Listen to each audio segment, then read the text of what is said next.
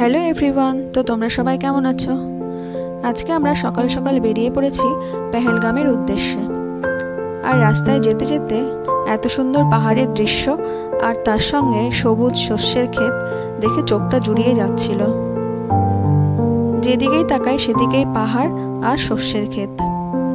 এই অসাধারণ দৃশ্য দেখতে দেখতে আমাদের ড্রাইভার আমাদেরকে দাঁড় করালো একটা জায়গায়, সেটা হচ্ছে আপেল বাগান। এখানে প্রচুর আপেলের গাছ ছিল, কিন্তু কোনো আপেল ছিল না, কারণ এটা আপেলের সিজন না। যাই হোক, এখানে আপেলের জুস আর আপেলের আচার এগুলো পাওয়া যাচ্ছিল। আর আপেলের ফুলগুলোকে দেখো কি অসাধারণ লাগছে দেখতে। এখানে আমাদের সামনেই র আপেলের জুস বানিয়ে দিচ্ছিল, যা খেতে ছিল অসাধারণ আর এত মিষ্টি ছিল যে কি বলবো। আমরা আপেলের জুস খেয়ে আবার রওনা দিয়ে দিলাম। আর রাস্তার ধারে এত সুন্দর সর্ষের ক্ষেত দেখে আমাদের গাড়িটা দাঁড় করানো হলো, কারণ এত সুন্দর জায়গায় ছবি না তুললে কি হয়। তো আমরাও বেশ কিছু ছবি তুলে নিচ্ছিলাম এখানটায়। আর কিছুক্ষণের মধ্যেই আমরা আমাদের হোটেলে পৌঁছে যাব।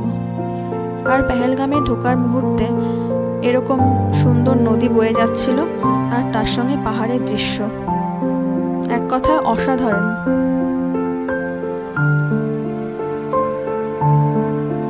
আমরা আমাদের হোটেলে পৌঁছে গেছি। এটাও জেকেটিডিসির আন্ডারে একটি সরকারি হোটেল।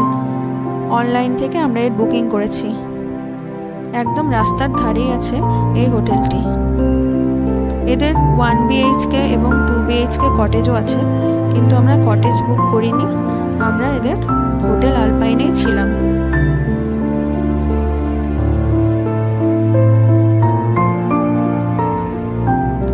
এদের নিজস্ব রেস্টুরেন্ট আছে, যার ফলে আমাদের খাওয়া দাওয়ার কোনো অসুবিধা হয়নি।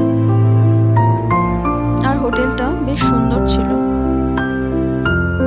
চলো আমরা তোমাদের এবার হোটেলের ভেতরটা ঘুরে দেখাই।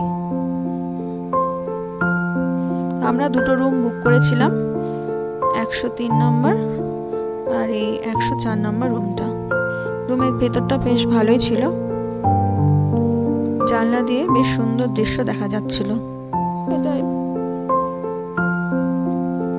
বসার জন্য এরকম সোফা আর একটা আলমারি জামা কাপড় রাখার জন্য, আর এই টয়লেটটা আছে।